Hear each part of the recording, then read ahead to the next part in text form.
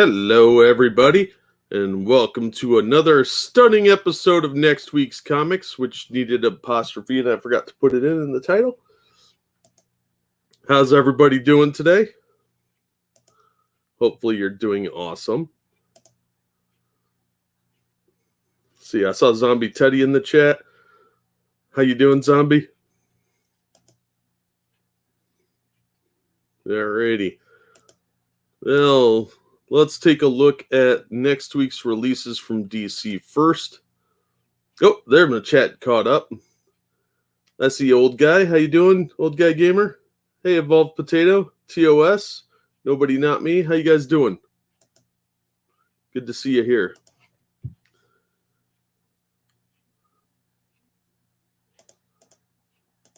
So let me fix my screen with the chat on it so I can see you guys. All right, let's take a look. Hey, the illegal. Hey, nobody. Let's take a look at DC's release for next week. We got Action Comics. This is not Kal-El. This is his son. And then we've got some other Burger King Kids Club diversity hires. And that's Grandpa Jor-El because he's back because nobody ever stays dead in comics except Uncle Ben. And then we've got Batman the Detective, Batman Urban Legends, Detective Comics. None of these are impressive. Some more Future State trade paperbacks. Infinite Frontier. I've got the first issue of that. I haven't read it yet. It's supposed to be pretty good. I don't know if I'm going to pick this up or not. So it might be an impulse buy, but I doubt it. Injustice, Year Zero. I don't care. Justice League, Last Ride. I've heard this is pretty good. It's like a what if kind of story in the Elseworlds. I haven't read it yet. I might pick it up and trade or get them out of the bargain bin. I'm not sure. Rorschach, nope. Suicide Squad, The Greatest Shots. I don't care. Batman Scooby-Doo Mysteries. I'm definitely picking this up. This is a great title. And if you have kids, this is an awesome book. You get all the Bat family joining in the fun, but it's nice in all ages. Many detective stories are so far they've all been self-contained, and it's a pretty neat little book. I'm actually really impressed. It was only $3 too, so well worth the money. Flash Annual for 2021. They're actually calling this Flash 2021 Annual #1, so they could milk another #1 out of it.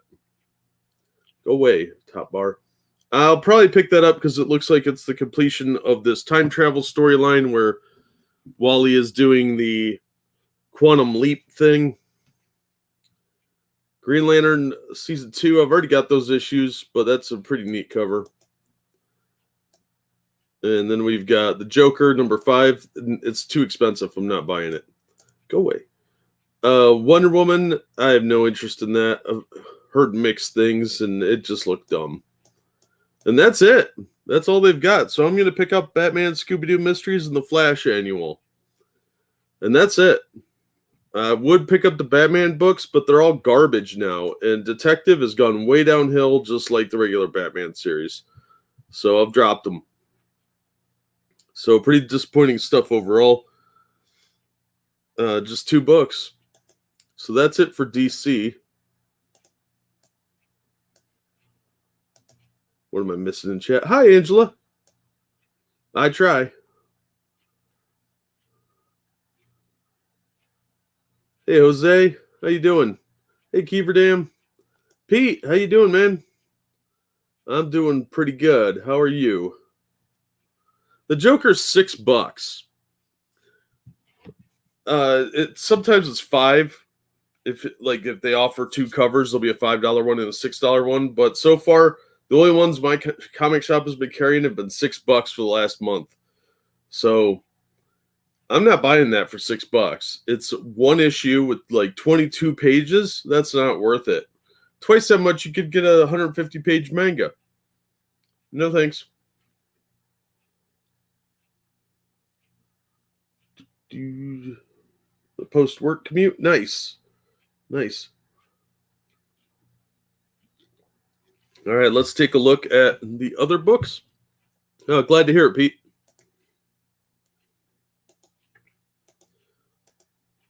All right, let's take a look at what's coming out through Diamond. Image Comics, Man Among Ye, girl power crap, not interested. Die, no. Haha, I didn't find that particularly interesting. It's just weird, lazy horror stories. Helm Greycastle, I'm just not interested in that. It's some woke nonsense. Man-Eaters Cursed, I don't care about Man-Eaters. That's about the girls that turn into like giant kitty cats or something when they get on the rag. That's dumb. Moonshine, I don't care. Oblivion Song, I gave up on that a long time ago. It's just too slow. Get it in trade if you're interested.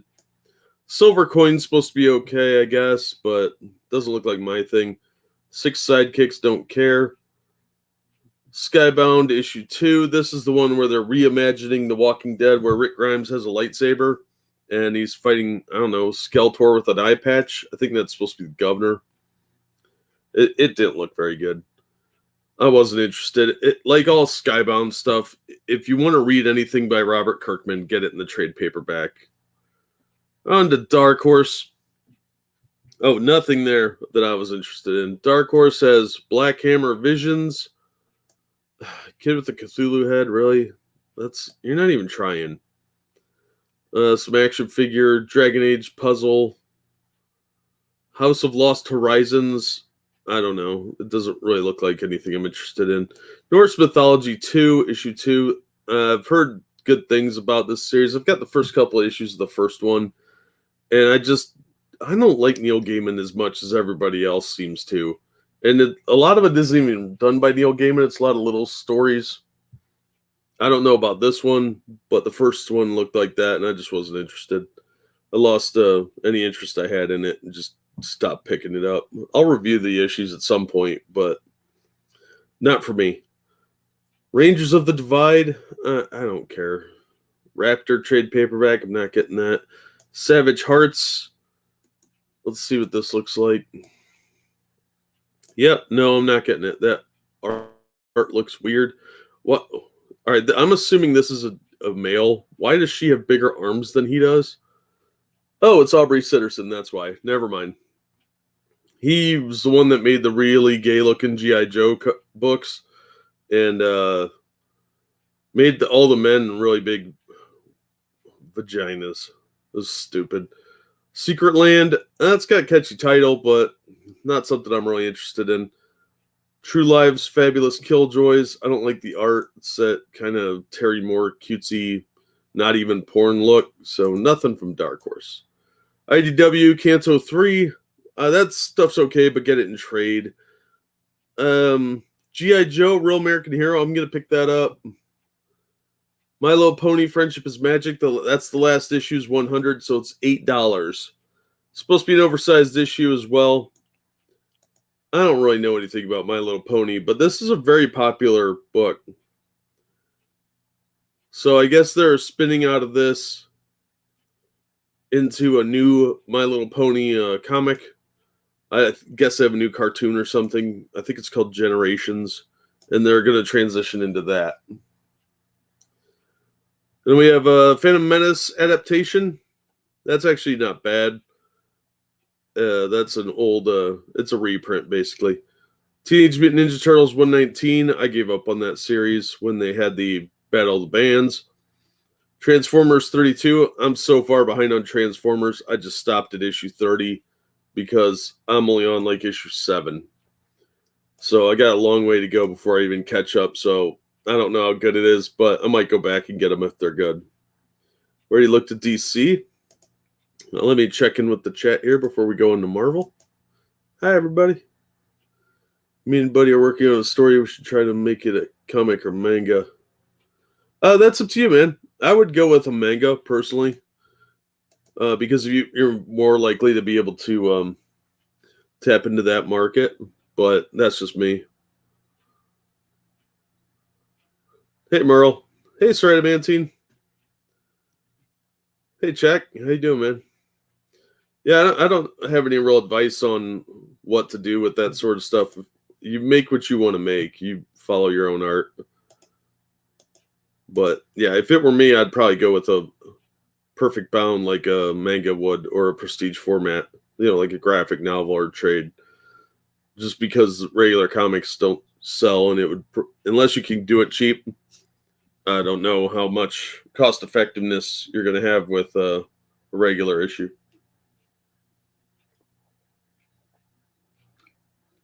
All right, let's look at some Marvel. Aliens Aftermath. I don't care. Marvel's been really lazy with their writing a lot, and they're not good at stuff like Aliens. They're not good with regular comics. Aliens seem like a slow burn, so. Carnage Black, White, and Blood, #4. I don't care about Carnage. They've played him out too much. Champions is garbage. Conan's just boring. I haven't looked at it in a while, but I tried reading it. I've even got a couple issues I haven't read yet laying around, but it was just taking forever to get anywhere. It was just very milquetoast. Like, it was okay, but it wasn't that great. And I finally just gave up on it because it got kind of boring. Excalibur, I don't care about the X books. Extreme Carnage, Scream, I don't care. They're really overdoing it with the symbiotes. Of course, it's got 3 covers. History of the Marvel Universe, that'll be pretty cool. That cover's trash, though. Iron Man, I don't care. It's Captain America's 80th birthday, right? So they have these variant covers for a lot of books, and none of them are that great, and it doesn't look like they're doing a big trade paperback or anything like that of the history of Captain America or anything like that. They're not celebrating him at all. And as much as they've been tearing him down, making him a Nazi, and now he doesn't believe in the American dream, why would they? Why would they release it? So even if they did release a book about him, I won't want to buy it because it would probably be just how much they hate him. Because that's what it looks like. King in Black, Planet of the Symbiotes, I don't care. All these spin-off books have been lately. Marvel-verse graphic novel She-Hulk, that's probably okay. Yes, says Savage She-Hulk #1, Sensational She-Hulk 4, She-Hulk #3, Amazing Spider-Man #7, and material from Solo Avengers 14. So there's some good stories in there. For $10, that's not bad.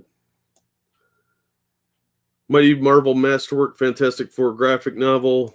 I think that's one of the paperback ones. Yeah. These are the new paperback versions of the Marvel Masterworks. And they're a little smaller. They're about the same size, a little taller than the average manga. And you get a lot in there. This has Fantastic Four 1 through 10, which is what was in the Marvel Masterworks. And it's only $16. So it's actually a really good deal. 10 issues for $16, all ages. You can tell they were definitely skewed toward younger kids at this point. Yeah, there's a train coming. So 272 pages, that's a good deal for $16. And I really liked the Spider-Man one they had out. I wasn't able to get one, but it's completely sold out. I mean, it lasted like a day at the two of the 3 comic shops I usually go to. It lasted a day. The third one, he had one for about a week, and then it sold, the final one. And I didn't even pick it up. I should have, though, because I thought about it. Oh, well. Sinister War, issue 1. This is Nick Spencer, so I'm not interested. I don't find him to be a very good writer. Oh, really? Everybody wanting something. Look at all these variant covers. That's ridiculous. At $5 a piece? No thanks. Spider-Man Spider Shadow. I'm going to pick that up. I like the story. The art's kind of trash, actually. It's okay, I guess, but it looks really weak and low end. Very unprofessional. The guy's got potential talent, but he really needs to work on facial hair. Spider-Woman 13. I'm not interested. That book's not very good. Another Captain America variant. And it's not even Cap. It's her dressed as Spider Captain America. This is lazy over at Marvel. Squadron Supreme versus Avengers. This is pretty cool. It's got some good stories in it.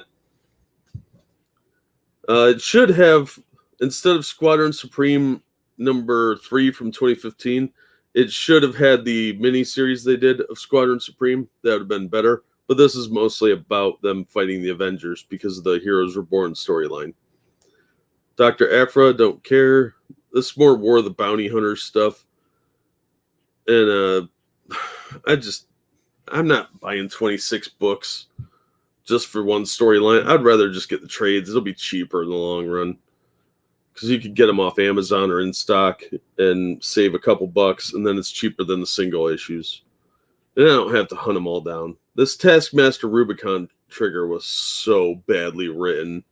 Christopher Cantwell just shows how much contempt and lack of interest he has in Marvel Comics. Thor, I've heard it's good, but I really don't care. And this one's got a Spider-Man villain on it. It's whatever. X-Men, Way of X, don't care. They're villains now. Web of Spider-Man #1 second printing. I flipped through it. It didn't look very good. The art looked crap too. X-Core #3, another X-Men book I'm not going to buy. Well, let's look at Dynamite. So from Marvel, I am picking up just the one, the Spider-Man Spider Shadow. Barbarella #1, another new series. It's probably okay. It's kind of cheesecake, but their art is always very, very subpar of what the cover is. So if you don't like the cover of a Dynamite book, you're going to hate the interior. Dynamite Lives #2. They've got Ash in this story. They're fighting an evil Red Sonja who's corrupted by the undead. And he's side by side with, I think, Vampirella. At least that's what I got out of it. So I don't know, it's probably okay. I'm just tired of the zombie stuff. It's kind of overplayed at this point. It's got a ton of variant covers. Invincible Red Sonja #3. This is actually the cover for issue 2. This book's okay. It's better than the regular Red Sonja book. Issue 2 is a little weaker than issue 1, but it's all right. So I'll pick that up. The Boys, just buy the trades. $5 for a reprint issue. You could get the trade paperback for like 20 or 30 bucks, and it'll collect way more books. Vampirella's gone really downhill, so I'm not interested. Vampirella vs. Purgatoria, it's supposed to be okay, but I'm not getting it. So yeah, just one book for me from Dynamite. Right? No, nothing. Wait. Yeah, Invincible Red Sonja #3. All right, Boom Studios. Berserker #1 5th printing. Just make more of the other printing. Jeez, 5 printings. Milk that a little much. Dune House Atreides limited edition hardcover. I've got the single issues. So far, it's okay. I'm not a huge fan of the art, but I'm kind of far behind on it, so I don't know. It might be worth it. Who knows? So I'd consider that if you're looking to get in it. You could get it for less than like 35 bucks. Eve, not interested. Mighty Morphin Power Rangers #9. I'll pick that up. Power Ranger stuff's pretty solid. This is legacy numbering they have up in the corner here. That's the only difference, is a slightly different cover. The other cover looked better. This one's okay too. There's a new Mouse Guard series that looked pretty interesting, but I'm really not into Mouse Guard. If you are though, this will probably be fun. It's only $5. Owl Hidden Caregiver. I don't even know what it's about, but I'm sure it's fine. Orcs, final issue. I don't care. Save Yourself #1. It didn't look that good. 7 Secrets. I don't know. No, I'm not getting into that. It didn't look good. I thought the art was shit, and the first couple of issues didn't look very good. So let me check in with the chat real quick here. How you guys doing over here? Monkey will be back in a few days, Merle. Manga. Manga sounds weird. It's manga. I translated it to English. It's called manga in English. It's manga in Japanese, and I don't speak Japanese. Hey Raymond, how you doing? Oh yeah, people get real purist about the pronunciations of stuff. That would be terrifying, Pete. That's gross.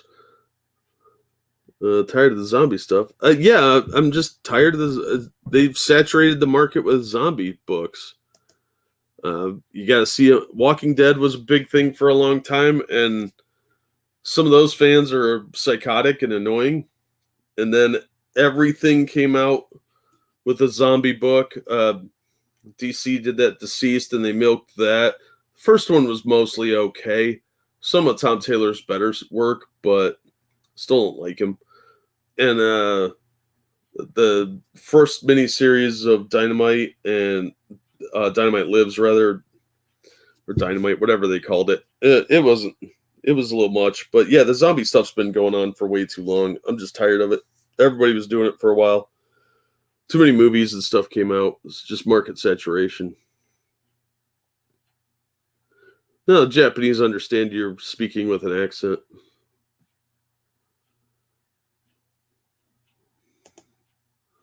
All right, let's check out the last of the other stuff, and then we'll cut over to some news articles. I got some interesting ones. So 2000 AD, not really my thing, but it's usually pretty solid. Alice in Leatherland, no. American Mythology Monsters Volume 2, Issue 1. I am planning on getting that. The first miniseries was pretty decent. It's basically a anthology where they'll do 2 or 3 stories over the course of the miniseries. And it's only $4, so why not? There's a $10 cover one. I don't care about those. Babysitter's Little Sister. That sounds creepy and weird. I bet some middle-aged dude wrote that. Some signed Batman book. I don't care. Beckstar. I don't care. Beyond the Breach. Cool title. Kind of looked to me like a Stranger Things knockoff. Blueberry and Pancakes. That looks like some weird stuff. I don't know.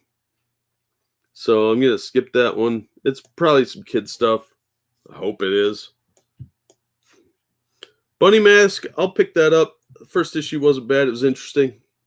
Captain Canuck. I might get that at some point. I do like Captain Canuck. Card Captor. Nope, not getting that. Cherry Blackbird. Not interested. It's about a band and Satan, I guess. Black Caravan imprint. Yeah, not getting it. The Man-Eaters of Zambula. That's a Sumerian book, so it's Conan. So that means I'm absolutely going to buy this one because this is the better Conan. Marvel's is boring. And we got several covers for that. Clash. Look at that garbage art. No. Defrag. It's a manga. I'm not getting it. Death by Life. No. Cover's weird and stupid. Department of Truth graded for $89. Woo. No thanks. Destiny New York. Second printing. I don't care. Devil's Candy. That's a catchy title, but it looks a little more pop rock and it should be heavy metal. Dire Days of Willow Wheat Manor. The art is trash. No, thank you. Disney manga Stitch and Samurai. That sounds creepy. And that looks like he's riding Stitch because the pony kind of gets lost in here. And that just looks awkward. And no. Dragon Kingdom. No, not interested. Exciting Comics. I lost interest in that. They had some interesting stuff in the first couple issues, but it just kind of felt like they didn't have the heart for it. And they were trying to do too much instead of doing a bunch of small parts of stories at like an anthology where they'd try and squeeze like 4 stories in. They should have just done one issue with the entire story and focused on 1 or 2 characters that way and done it that way. But no, they didn't do that. And I think it hurt the book.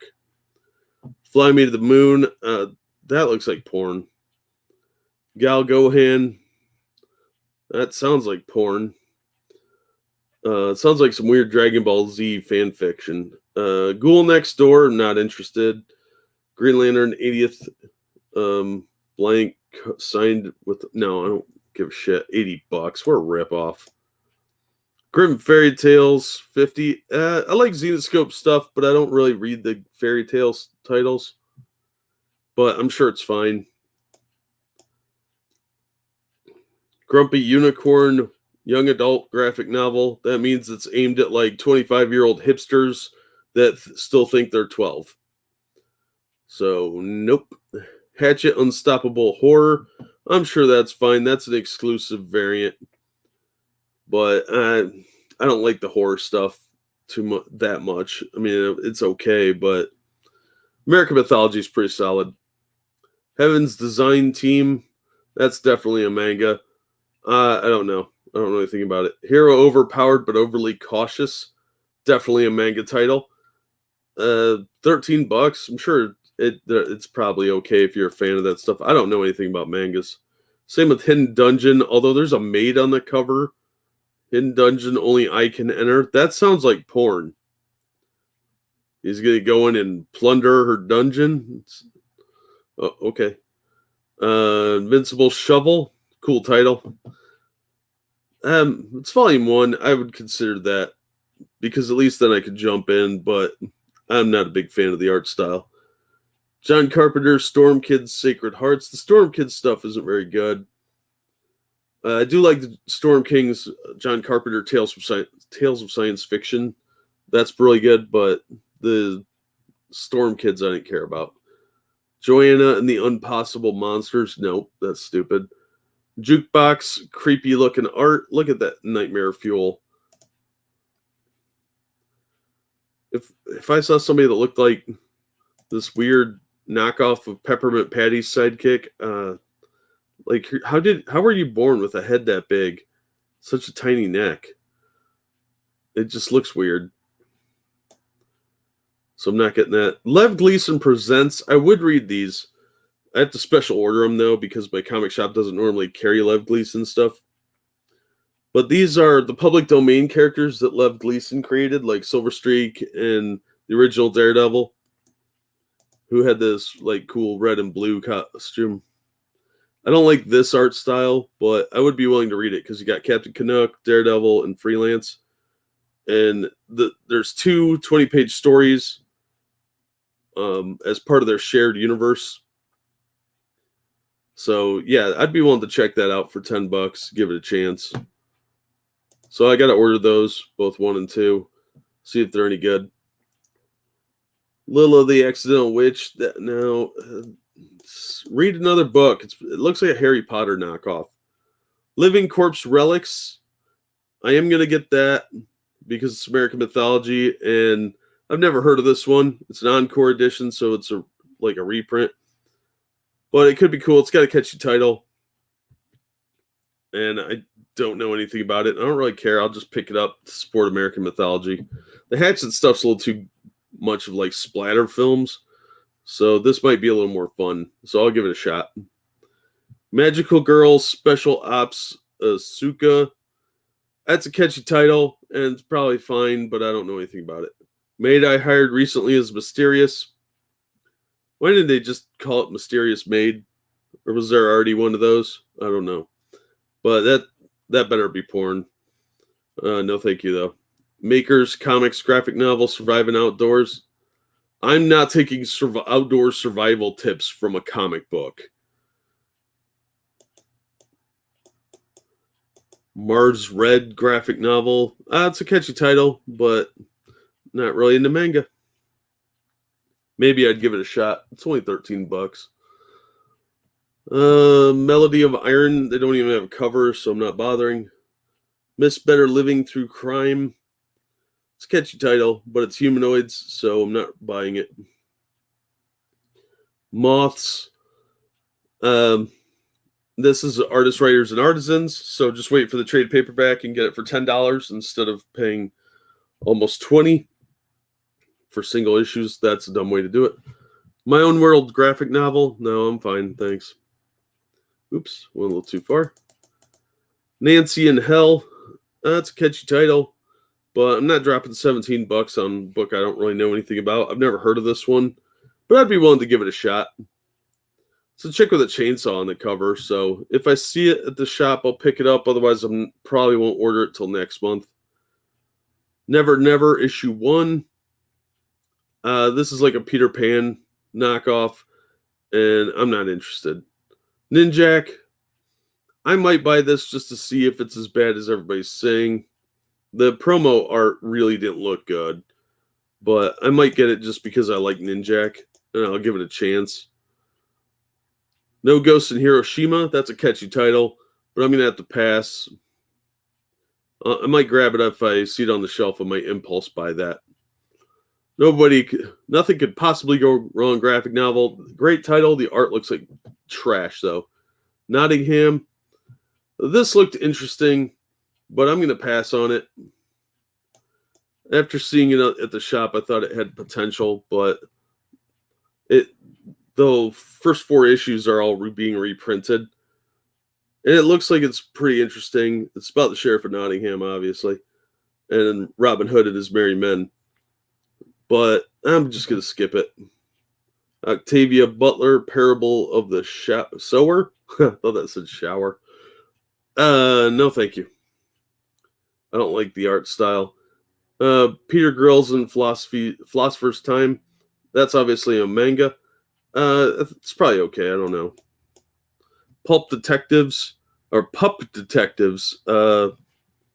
I'm sure that's probably fine if it's a kid's book. If it's not a kid's book, it's probably stupid.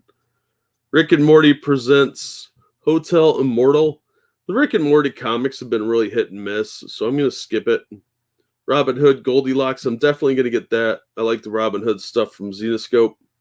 This cover's cool because, knife throwers. And there's Goldilocks on the other variant cover. Science Comics Spiders. The art is just trash. Seek You Journey Through American Loneliness. No thanks. I'm doing just fine on that one on my own. Sorry for My Familiar. It looks like cutesy crap. No, I'm fine. Soul Eater Perfect Edition. No, I'm good. Space Pirate Captain Harlock. If you're a fan of the show, it's probably for you, but I'm going to skip it. Spare Parts One Shot. Not really interested in that one. I'm sure it's fine as a horror book, but didn't really look very good to me. Splatoon Squid Kids. That just looked boring and weird. Super Babes starring FemForce. I'm going to check that out. The FemForce stuff is pretty good. It's very tongue-in-cheek superhero stuff with a lot of chick superheroes. It's usually pretty good. It used to be kind of goofy, and it still is, but by today's standards, it's pretty much Shakespeare. Tarna number 6. I already read the first 5 issues, and despite the stupid new costume, which makes no sense whatsoever, I probably will get this issue just because it's the last one, and I want to see how the story came out because I'm already invested in it. But it'll be the last heavy metal book. It's mostly because I already ordered this, and I already read the first 5. I didn't want to cancel that. It would just screw my comic shop over with it. But I'm not going to get any more heavy metal stuff. Their customer service is garbage. They're asses on Twitter, and I don't really need to support them if they're going to be like that. Tarot Witch of the Black Rose Krampus Chronicles. I'm sure that's fine. It's a very boudoir type book, but unless you're looking for a booby book, I don't know how much it's going to appeal to the average person. Cyanide Milkshake, I'm not interested in. Stupid, bad art too. To Save the World, Wake Morning After Demi-Human. That title is a lovely translation, but I'm going to skip it. Valkyrie Saviors. This takes place in the Patriotica universe. I've got the Patriotica books here, and they're actually fairly close to the top of the stack, so I'll probably pick this up. This girl can turn giant to like kaiju size, so I'll check that out. It looked like it might be okay as a superhero book. So Zombie Tramp. If you like zombie necrophilia stories, I guess it's always got dirty covers, but I'm not into that. That's weird. So none of that for me. And then down here, you will see there's actually a Captain America 80-year celebration book put out by Titan Comics. Marvel couldn't even be bothered to put out a book about Captain America. So Titan did it. That is such a slap in the face. So yeah, if you're a Captain America fan, give Titan your money. Don't give it to Marvel. So that is all the books that are coming out next week. Let me check in with the chat here. See how you guys are doing. Oh, hey, James. Hey, Johnny. How you guys doing? Hey, Lindsay. Oh, hi, Lindsay. Hey, Brittany. Nobody, not me. How's everyone doing? Soul Eater was a good anime. Fan service. I don't know. What is with the trains tonight? I'm sure you guys can hear that because I've got the window open. So I apologize. All right, let's look at the first news article. Hey, baby Vaso. No, not lately. This was kind of a last minute thing. I meant to do it earlier, but I try and do the streams around 8, but that doesn't always work out due to life circumstances. So unfortunately, I haven't been able to schedule streams. In the future, I'm planning on having them on Wednesdays and Fridays at 8 p.m., but so far that hasn't really worked out very well. So unfortunately, the Friday streams are usually close to 8 or 9, but this stream is apparently going to be a little bit more open-ended. All right, let's take a look at our first news article here. Daredevil's Charlie Fox getting new costume for his MCU debut. This is from Cosmic Book News. Rumors are again swirling that Charlie Cox will be back as Daredevil in both Spider-Man No Way Home and She-Hulk. And just as I said, fans can expect a new costume when the Man Without Fear debuts in the MCU. Lots of spoilers have been landing online about Spider-Man No Way Home. With it said, Charlie Cox will appear in the flick as Matt Murdock, as early rumors have offered Matt Murdock could be Peter Parker's lawyer. The Disney Plus She-Hulk series is also a lawyer show, with rumors offering Charlie Cox will appear in the series.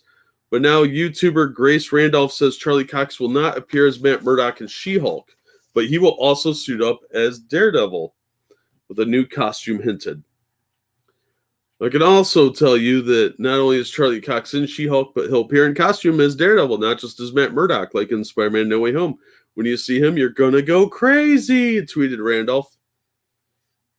Recall following the cancellation of the Daredevil Netflix series, how all the costumes and props were auctioned off, and knowing how Kevin Feige likes to do things his way or the highway, it's all but guaranteed Charlie Cox will have a new Daredevil costume.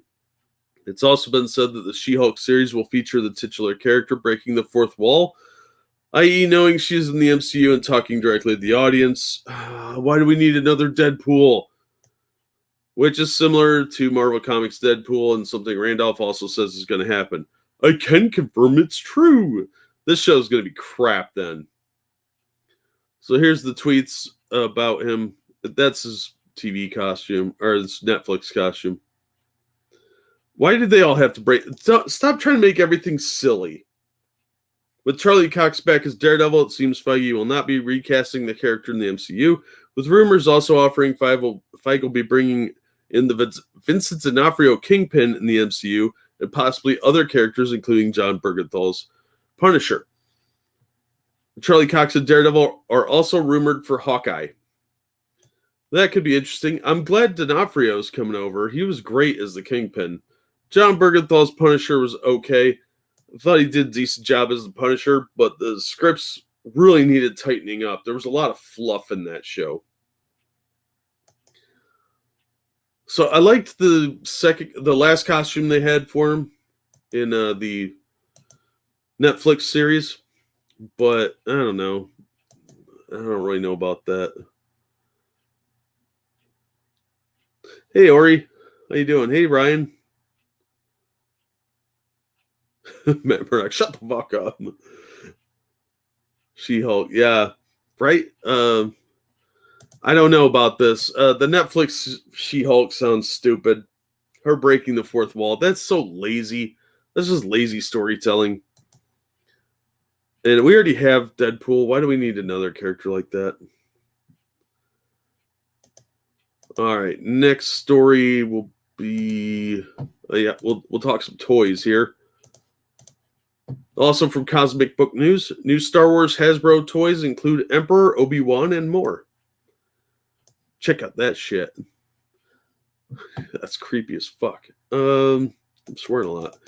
Hasbro Star Wars announced new projects and toys earlier today, which include Star Wars The Black Series 6-inch Trapper Wolf figure inspired by Dave Filoni himself.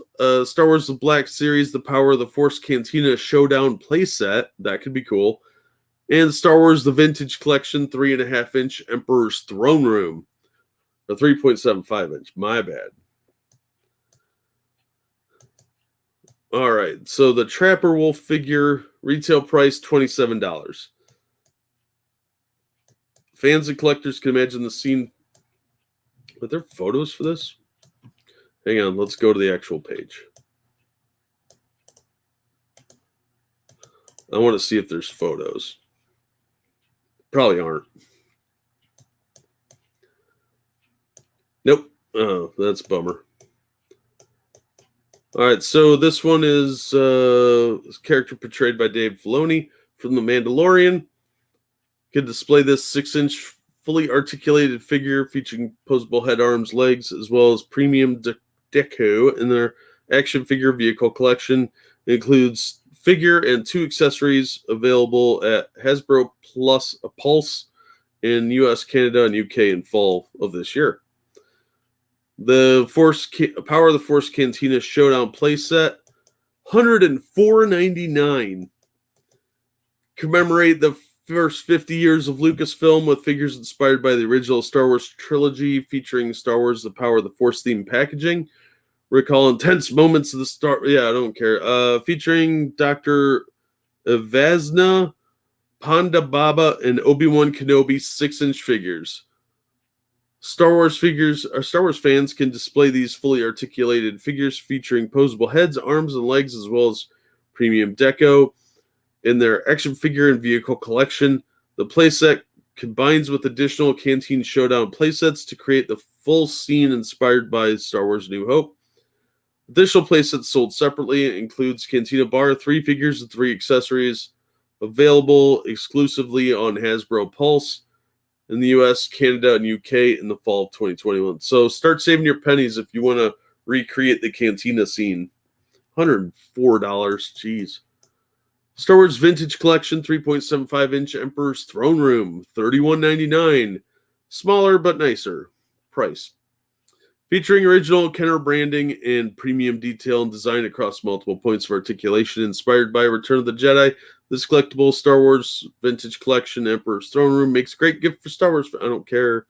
Articulated head, arms, legs, and included 3.75-inch scale figure that could be displayed in action figure and vehicle collections. Includes figure, throne room, window background, and 4 accessories.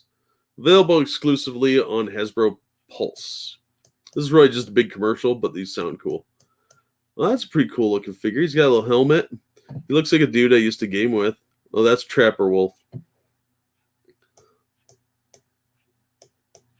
So yeah, that looks kind of cool. The removable helmet's a nice touch. Although running in that thing would be really difficult, so you better hope you don't crash.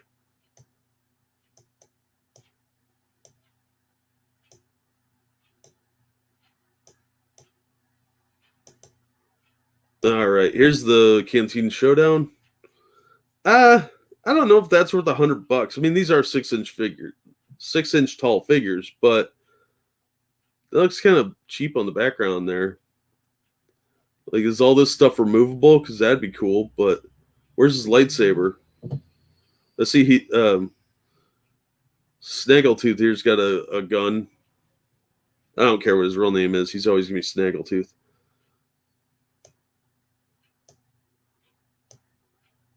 Or Walrus Man. My bad. Walrus Man. All right, this looks a lot cooler. Yeah, that looks neat and all, but I better see Obi-Wan's lightsaber. It's not as cool. So, Walrus Man, and I think that's Snaggletooth. Whatever. Walrus Man was always a cool toy. But gun comes out of the holster is kind of cool. Oh, that's probably cloth. Still not worth $100. There's lightsaber, but it's not lit up. Does he have a detachable arm? If not, why not?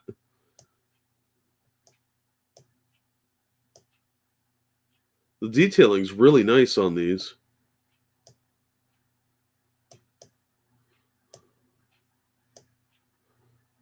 Yeah, see his gun comes out of the holster. That's pretty sweet. He's got a gun. Lightsaber, I assume, unhinges from there, but yeah, but doesn't. Okay, good. They do have a blade for it. All right, that's pretty awesome. But $105 seems a bit much. I mean, it's a neat set, but I don't know.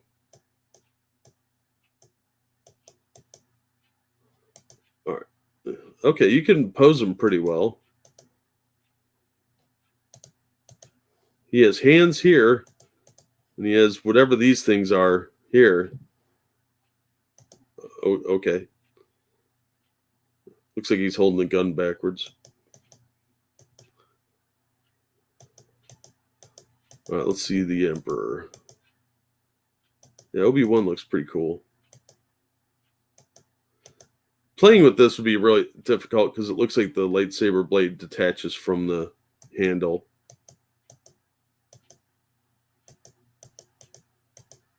All right. Come on. Look, no extra drinks. This bar sucks. It's cool they have little cups there, but I don't know. Seems like there should be more to this. All right, here's the Emperor's throne room. This would be cool if you have Darth Vader, Luke Skywalker, but those are obviously almost certainly sold separately. Okay. Oh, he's got the little lightning for his fingertips. That's pretty cool. Looks like they go over his fingertips, so they'll stay on. Good luck replacing that if they get lost. Oh, that's lazy. It doesn't even have the wall piece. It's just literally the window. So you have to make your own wall if you want to display that. Otherwise, it'll look like a really weird disc attached to the back of his chair. Like a special needs version of the time machine from the 50s. At least the chair looks cool.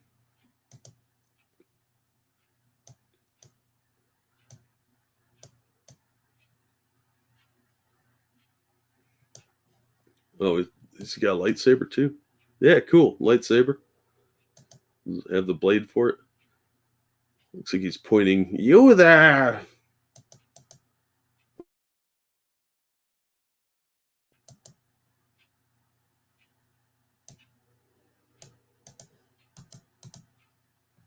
All right, that looks okay for $40 or whatever, but not paying $100 for the other set. All assistants were slave Leia bikinis.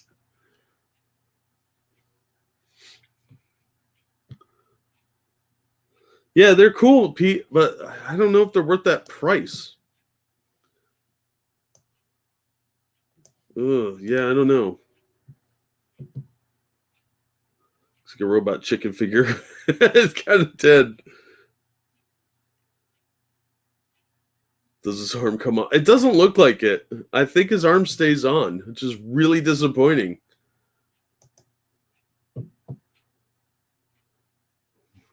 Now we need a Wookiee to stormtrooper outfit. All right, next article. Let's see here. What are we going with next?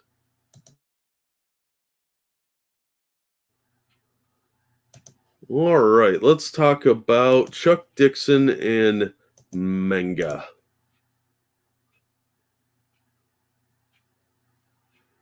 Investor leaf deposits. Oh, gross. All right. Prolific Batman writer Chuck Dixon explains why manga is wiping the floor with American comics. This is from Bounding into Comics. Longtime Batman scribe and co-creator of Bane, Chuck Dixon recently explained why Japanese manga is wiping the floor with American comics. Dixon recently uploaded his 65th episode of Ask Chuck Dixon to his YouTube channel, where Ricardo Garcia asked him, "What is your theory, thoughts on why manga is wiping the floor with American comics?" Dixon answered, "It's not too hard to figure out, really. There's a lot of dedication, passion, and craft in manga comics, and that's missing almost entirely from the big two." Oh, I can agree more. He elaborated, "Marvel and DC still run the store here. They're still the market leaders, and unfortunately, there's no variety there. There's nothing really different. There's not something for everyone the way there is in manga." See, look at that cover. He's doing something. There's peril. He's got a sword. He's got wings. You're like, why is this guy flying? Who are these people? Why are they after him? If you don't know anything about the book, you'll be tempted to pick it up because something is happening. Whereas Marvel comics just have stagnant pinups with people posing. They're boring.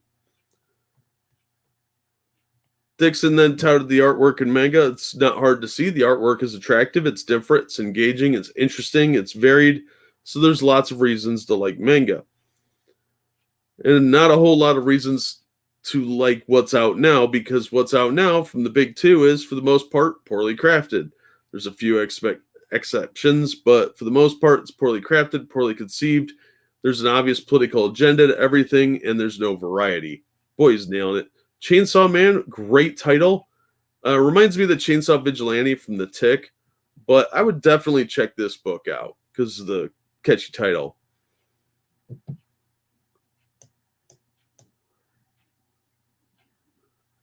Yeah, Dixon then expanded on the variety of Japanese manga has. In Japanese manga, there's golf comics. There's not one comic about golf. There's multiple comics about golf. That's weird. He continued, and I've made reference on these videos to one of my favorite mangas there is about fishing. It's just about fishing. It's not about vampires fishing on another planet or witches fishing or fishing after a zombie apocalypse. This is about guys fishing. Surf casting and whatever. Fishing from boats. Fishing on the shore. Fishing from the banks of rivers. And the stories are fascinating and beautifully drawn and beautifully realized. If you can make a book about fishing or golf interesting, you probably deserve to make a lot of money. He then contrasted that with American comics, but here, what do we get? We get superheroes and poorly done superheroes. There really isn't anything else at the mainstream companies. It's superheroes, superheroes, superheroes, and they are all avatars for the writer's political agenda. 100% true. 100%. And they're kind of tiresome. They're not particularly well drawn. They're not particularly well realized. Also true. Dragon Ball Super. See, look at this cover. Now, I don't even like this art style, but I would read this because there's this giant monster thing here. And these two guys are obviously in a hurry to do something. This thing's attacking them. He looks like he's about to cast a spell. I know they don't do magic, but it's the same stupid principle. He's going to do a Hadouken or some nonsense.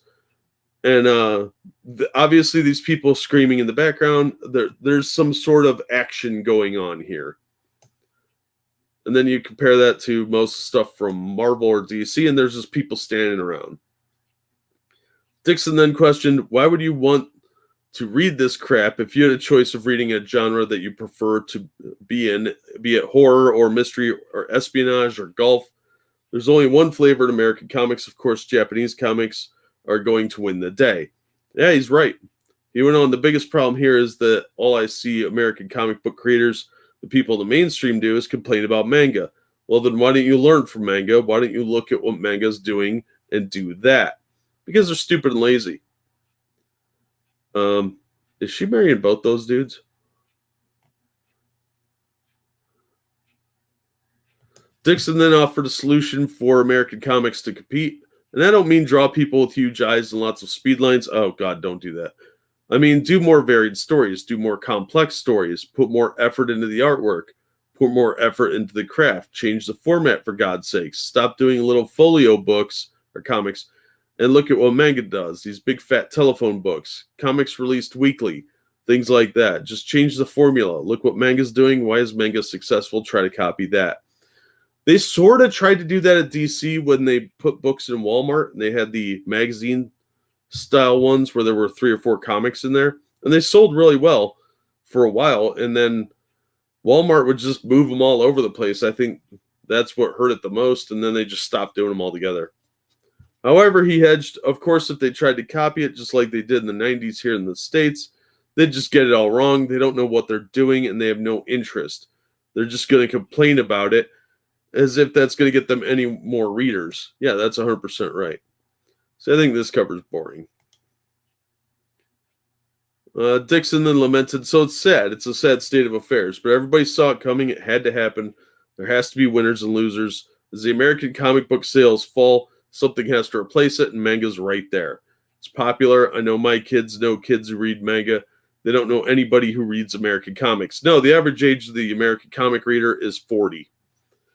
Their main demographic is 35 to 45. And the kids that my kids know who read manga are just casual readers. They're not fans. They're not geeks. They're not going to conventions. They just like reading manga. They like reading it on their phone. They like reading it in books. And there you go. I don't see the mainstream, the big two, ever catching up. Although there are alternatives, he concluded. Is that kid getting abducted by aliens? What do you think of Dixon's explanation? I think he pretty well nailed it. If DC and Marvel were smart, they'd switch their formats, but they don't know what they're doing.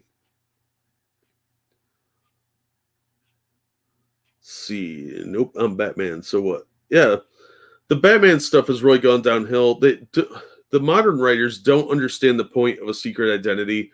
So everybody that interacts with Batman and keeps calling him Bruce in front of people that they don't know, or when they're in a dangerous environment where they're probably being listened to.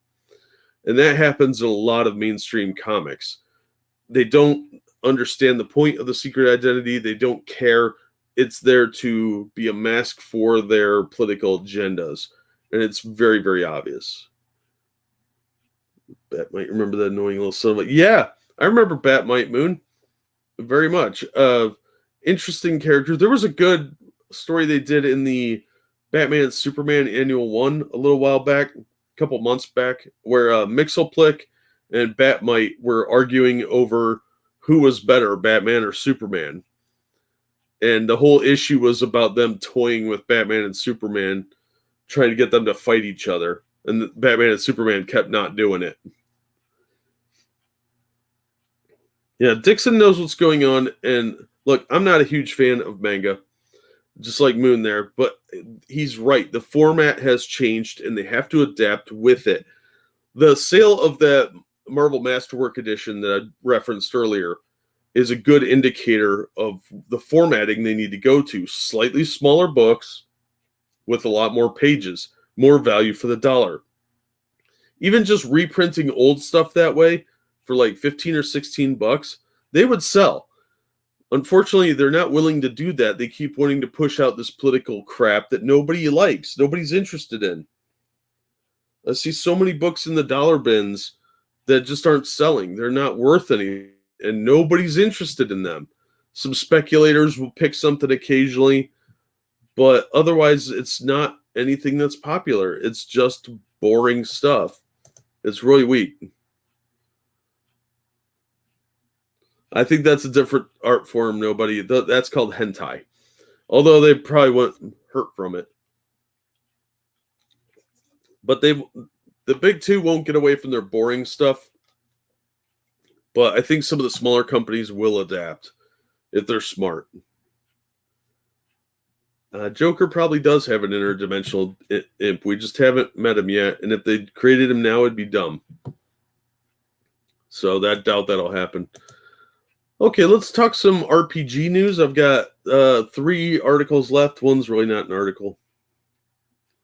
I've seen a few action figure collectors obsessed with race and characters. Yeah, that doesn't surprise me.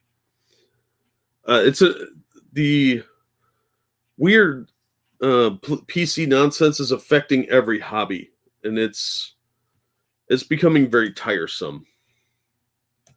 So yeah, like I said, I'm going to start reviewing more back issues once I get a little more caught up. and I'm gonna probably end up splitting the channel to much more older stuff with just some newer stuff, because I've only been buying like 10 books a week. To repair that sound, National Lampoon's got their big break. To be fair, that's how National Lampoon's got records. Yeah, you have to try something new and different. And the regular folio books, what they call floppies, are way overpriced for what you're getting, and they don't seem to understand that. So, or they don't care, and they're too big and slow to change. I'll definitely buy some Fantastic Four retro wave action figures, but unfortunately, action figures are overpriced now too. All right, so update on the TSR situation. Stefan Dinehart and Giantlands quit TSR and won't pay to use the trademark. So remember, TSR got a whole bunch of pushback from a wellspring of trolls and jerks a week or two ago. We talked about it. Well, a lot's happened since then. TSR's social media accounts all shut down. Rumors were going around they were closing up shop. And the guys doing Giantlands pulled their game from TSR. So once billed as a co-founder of TSR, now there's 4 TSRs. This is TSR 3. The company formed after the trademark on TSR Games lapsed, and they're now called Solarian Games. And they're going to do Top Secret, which was a TSR game back in 1980 or so. It was the first espionage game, I think. Stephen Dinehart, Dinehart has stepped down as CCO and won't license the TSR trademark from Ernie Gygax. There's a tweet about it. I'm not going to read the tweets unless they're in the text here. The twist comes after several final twists on an increasingly bizarre story. We thought it was all over when TSR Games seemed to rebrand to Wonderfilled, and did, but then issued a press release to say it's still around to try and get back their rogue social media accounts. Apparently, whoever was doing their social media accounts got canned, and now they're trying to get those social media accounts back. The press release made no mention of Stephen Dinehart, but did ask people to ignore tweets from the TSR account, Justin Lanaza, and Ernie Gygax previously, because the same person was in charge of all 3 of those accounts. Giantlands had been set to be one of TSR's first titles used under license, but now it looks like that's not going to happen.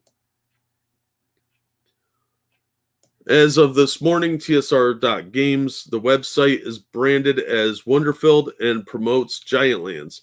The Giantlands cover now uses the Wonderfilled brand, not TSR. That's a very bizarre name for the brand, so I don't know about that. It isn't known who had control of the Giantlands Twitter account when it called Meg the Sorceress a trans girl disgusting. That was a bad move, wasn't it? No ask is made to ignore Giantlands' previous behavior by TSR's latest apparent communication, but if Giantlands is no longer part of the family, that may be why. TSR Games 3.5 may not be entirely without an RPG. The company still believes it has the right to publish Star Frontiers, and it might. It just can't publish it using the D&D logo. However, Wizards of the Coast still publishes the old Star Frontiers, a drive-through RPG, and you can buy it today. Yeah, I have the reprint from drive-through RPG. I got it hardcover for like $20, 25, something like that. It's nice. It's not as good as the original stuff because the maps and stuff aren't detachable. But it is a pretty neat book, and it was a great throwback. But this article is from Geek Native. I don't know how much to trust them, but it seemed like they knew what they were talking about. But wait, there's more. You mean Crybaby is still trying to claim orcs are black people? Yeah, the woke idiots are still doing that. Wizards of the Coast might be trying to sell the old D&D stuff. Like their entire D&D collective might be getting sold off, and that's why they targeted TSR, because it devalues their exclusivity and most popular brand. And Ernie Gygax should not give up on bringing back TSR, because if he can get a fantasy game out there, even a basic one, like old basic D&D, I think he can really compete. There's a lot of old school fans that have no interest in Wizards of the Coast's nonsense and the whole thing with the orcs being black people and handicap accessible dungeons. Most of the old school fans don't care about that crap. They think it's stupid. So if these woke special needs kids want that, then they could go play Wizards of the Coast D&D. But if TSR can rebrand and get some decent, even half-decent system, I think they'll bring a lot of people in. Because you can always have a second edition in a couple of years and fix anything you did wrong, update it. It's easier to do print on demand now, too, so they could do that. Dragons demand better working conditions and raises. Yeah, right? So I think there's a lot of potential for a stop talking on social media. Just promote your stuff. Stop responding to all these freaking idiots that get out there. And I understand the need to do it, but they really need to stop. Handicapped dungeon. I'm not kidding, Tyler. Candlekeep Mysteries had a handicap accessible dungeon. I wish I was kidding too. And hi, by the way. So this is from Morus's unofficial tabletop RPG news. Just when you thought it was all over, there's now a fourth TSR.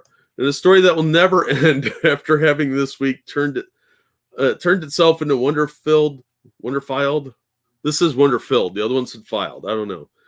And deleted its Twitter account. TSR is back again, again, complete with old school logo, and Michael appears to actually exist. Michael K. Hovermail says in a press release that an unnamed individual apparently ran all of the social media accounts for TSR, Dungeon Hobby Shop Museum, Ernie Gygax, Justin Lanasa, and Giantlands.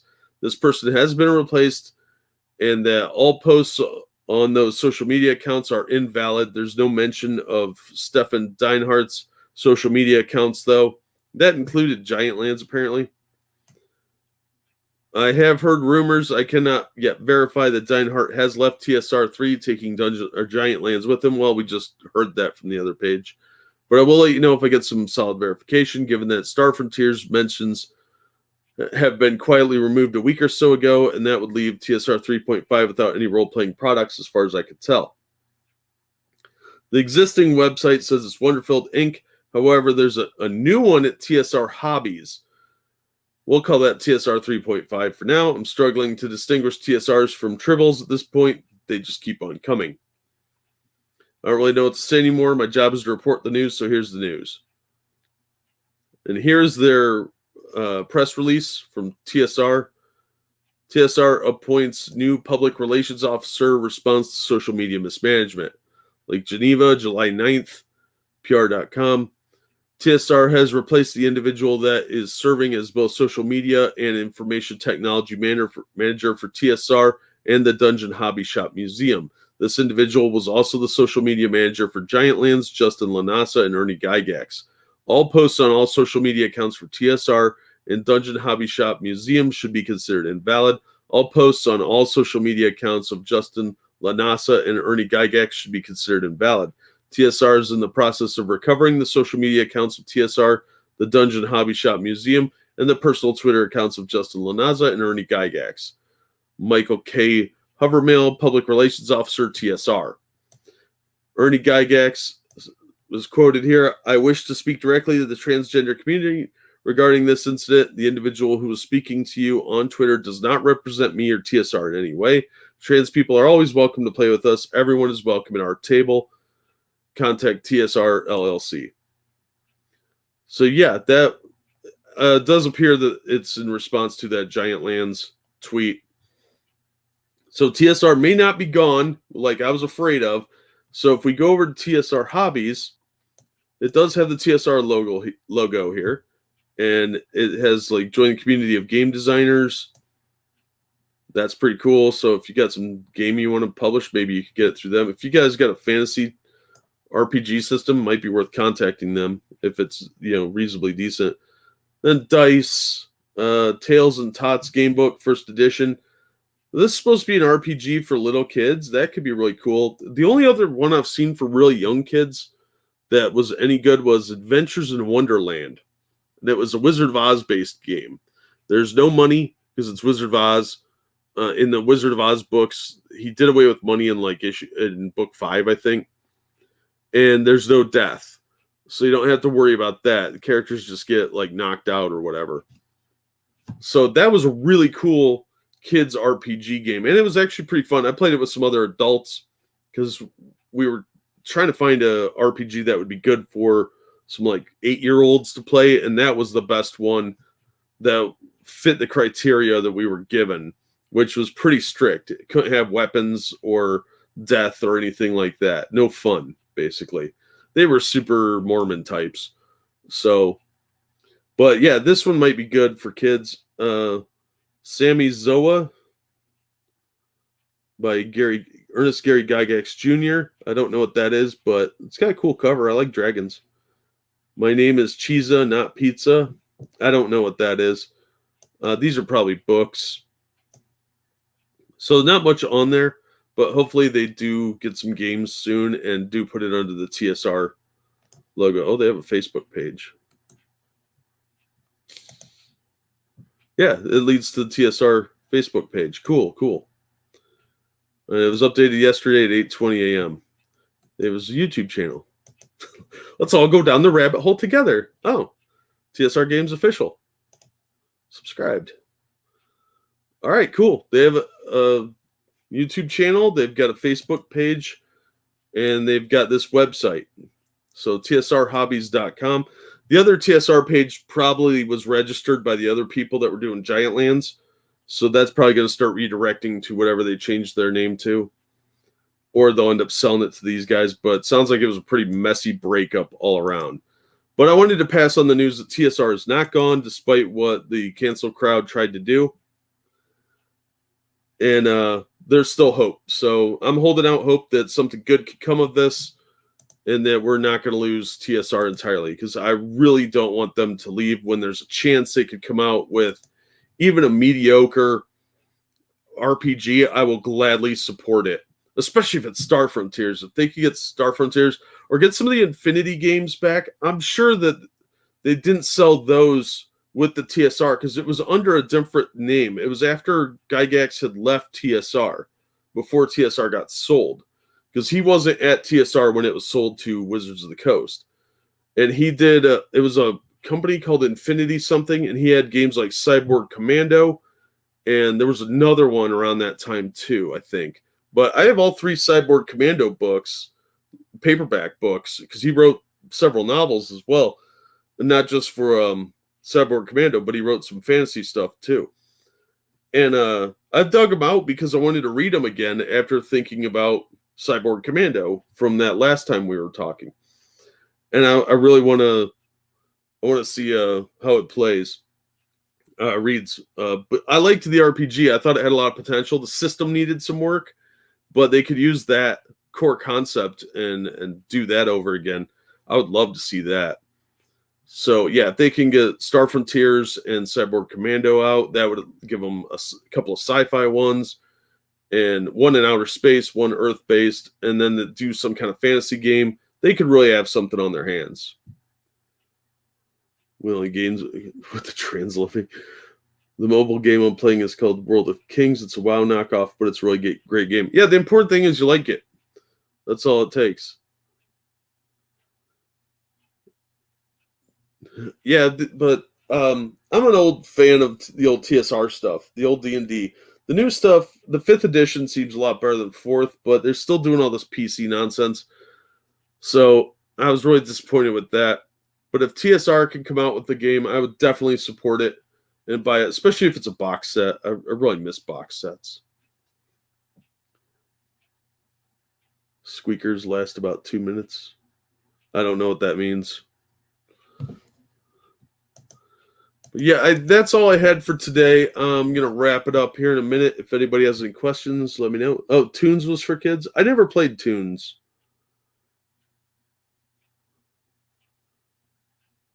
But I really hope that TSR can pull it back and don't bend the knee, don't apologize. Just that was your statement, and just focus on making games and release some stuff, get some stuff out there. That'd be the way to go. Especially if Wizards of the Coast is either getting sold or they're selling the D&D properties. Because if they do that, there's a really good chance that TSR could crush them. And then once all the sales are garbage for TSR or for D&D, they could buy D&D back pennies on the dollar, or just release something more successful that appeals to old school gamers who just want to run around and hack stuff up and kill a bunch of orcs in the dungeon. I miss those old time games, man. Especially the old modules like Castle Greyhawk. Castle Greyhawk was great. It had so much goofy crap in there. So yeah, I hope they don't give up. That's my message there. But that's all I had for this broadcast. We looked at what's coming out next week, or this coming week, Wednesday, and went over some news articles. And hopefully TSR is not gone. But that's going to do it for this one. Thank you to everybody that came out for coming out and listening and supporting the channel. It's greatly appreciated. Oh, thank you, Baby Vaso, for the donation. Are cartoons even possible? Advertise toys. Do kids even buy toys in 2021? What's the point of bringing back old IPs? They're trying to make them more marketable. Unfortunately, most kids don't seem to play with toys as much. Maybe they do now because the shutdowns, not a lot of new stuff was coming out. I know when they re-released the Masters of the Universe toys, they re-released like 6 of them. Those blew out at the Walmarts I went to because I was trying to find them. It took me 3 months to get everything. I didn't get the Castle Grayskull. It was too expensive. But you had to order that anyway. But I got all the other figures, but it took me a while to track them down. It was actually kind of a pain. But cartoons were basically to advertise the toy lines. And it was really, really effective. But the cartoons are kind of stupid now. They're boring. Could it be bribed to read a manga series? Probably. Hey, Camel.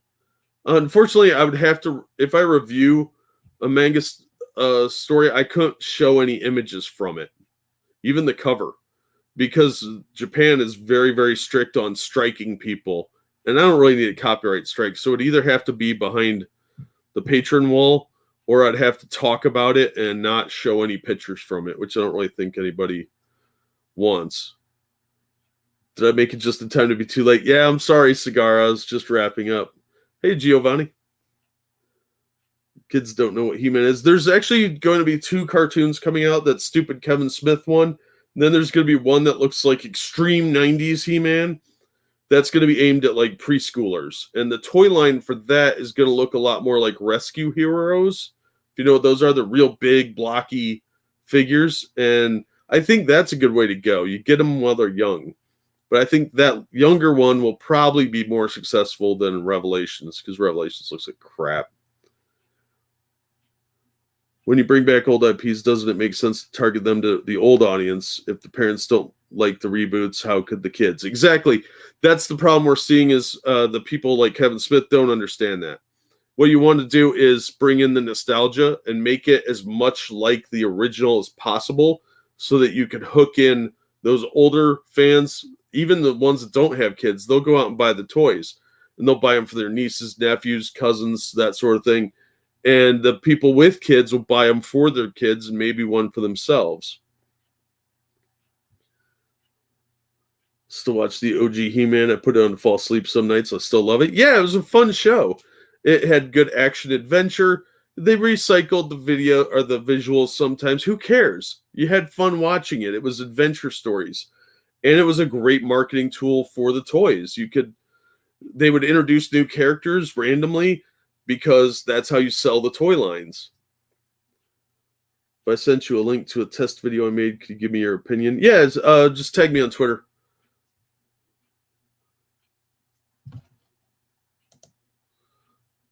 So, yeah, that's why they're dusting off these old IPs. They want to also make new woke versions of it so you can forget about the old ones.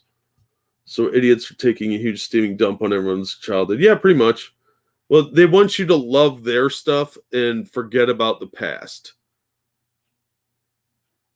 There are some old school He-Mans on YouTube, actually, Moon. Otherwise, they did release the complete series on DVD, and I think it's on Blu-ray too.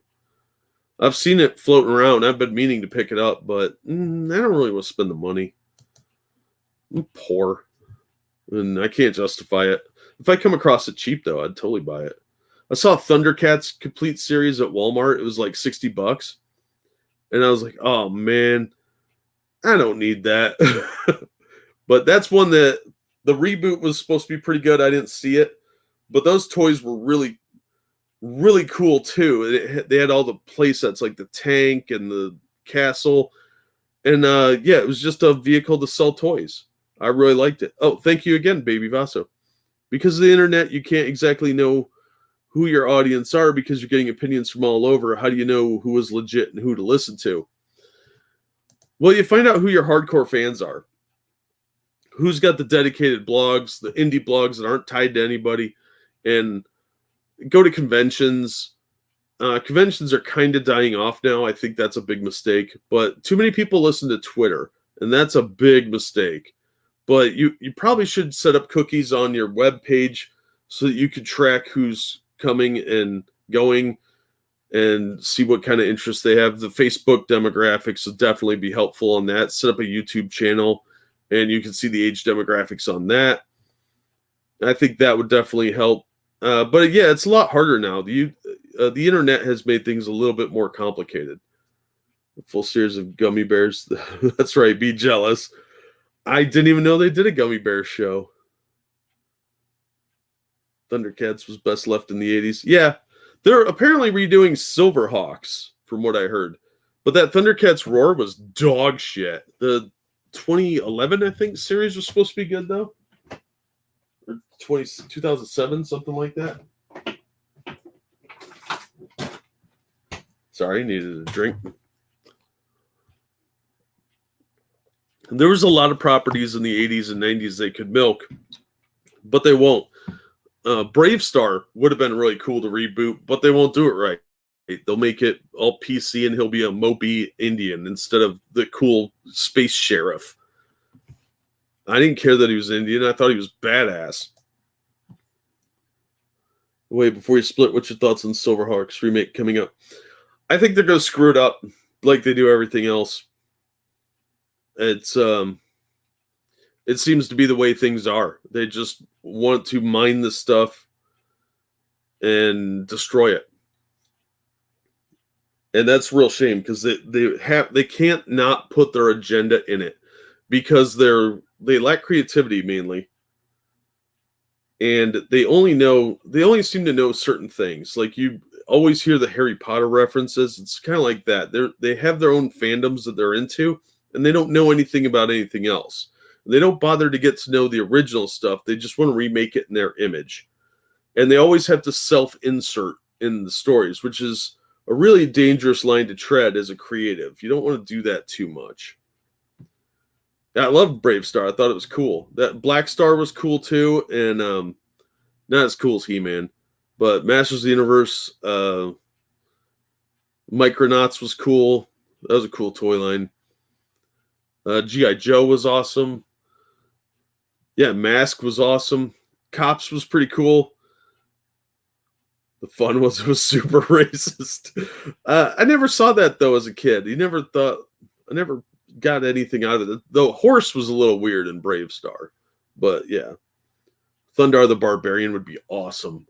I would love a live action version of that if you could actually do it the way the show was instead of more woke trash. But I'd love to see Thundar. If I was ever to write comics, I would try and get the IP for Thundar the Barbarian because I would love to write that. I think that'd be a lot of fun.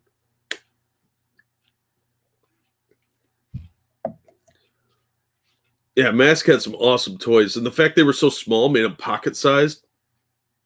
I got the big Boulder gas station thing at a garage sale a long time ago. I paid like $3 or $5 for it.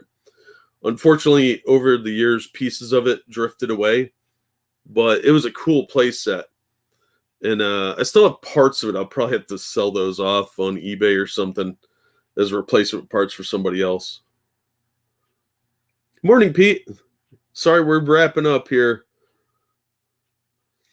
But yeah, I loved Thunder the Barbarian. It's why I think I loved Warlord comic as well, because it had kind of that same idea of an apocalypse happened and all this technology is laying around and only a few people know how to use it. If you ever read the Warlord comic book from the 70s and 80s, that was amazing. I reviewed the first 47 issues, and it was fantastic. Oh, the Herculoids, that was great, too. Thank you again, Baby Vaso. Given these types of websites, it appears from your stream that comics are still a viable medium.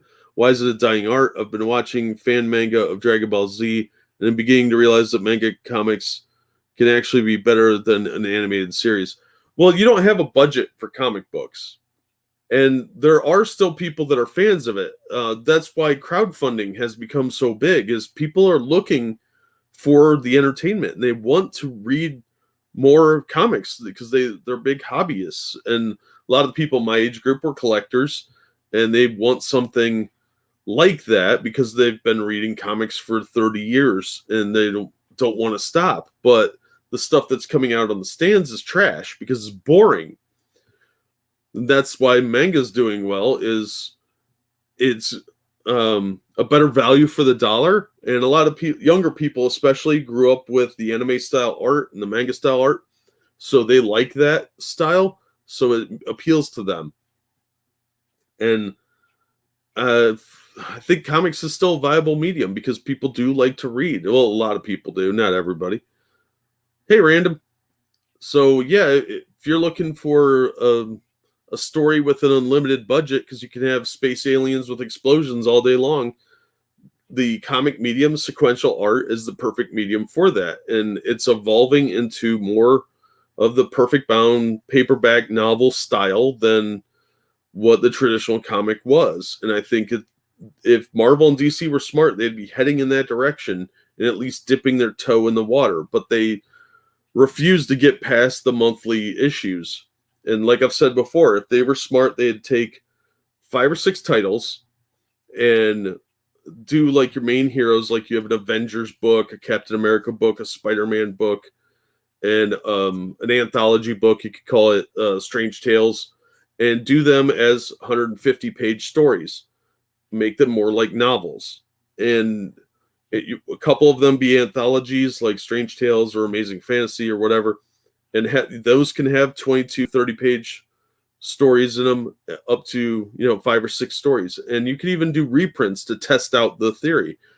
And I think those would sell way better than what they're doing now, because you could put it on book paper through book publishers, and the shipping would be easier because there's no advertisements, so you could ship it media rate or get bulk rate. And I think they'd be doing way better, but nobody listens to me. But don't the Japanese work for like slaves? They do, but you don't have to do it all by yourself. Yeah, pulp graphic novels. See, pulp novels were a thing back in the 30s and 40s. And they sold really, really well because it was junk paper. It was the cast-off paper. Well, now things have changed quite a bit in the way printing is done, and you can get nicer paper for cheaper price. So instead of putting on a glossy paper, you put it on regular book paper. And you can buy fancy editions, but that's what the mangas are doing. They have it on really nice, decent book paper. And it would just be a graphic novel. Oh, wow, you noped out like 30 years ago, Random. And you don't have to do all the work yourself like the Japanese do. You could put together a small team of 3 people, because really, what do you need? If you publish in black and white, you need an artist, need a writer, and maybe an editor or a letterer / inker, somebody that could do that.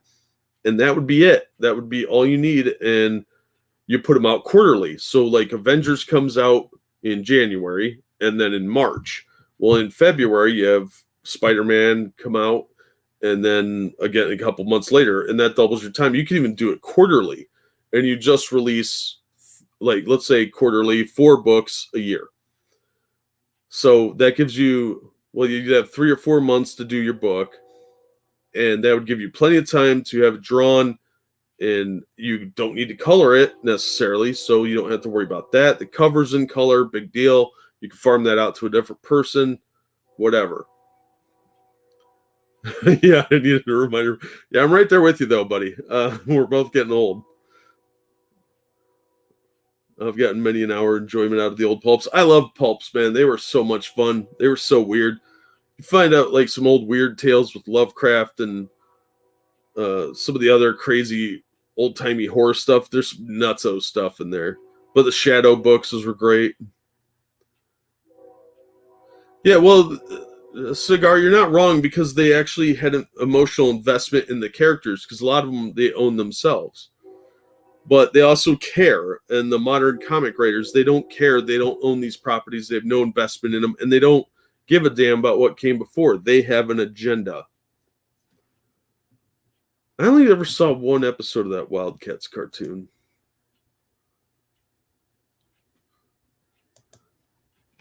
Mostly reprints at the public library. Yeah, I liked going to the library and reading older stuff, because they reprinted like the Destroyer books, the pulps as books.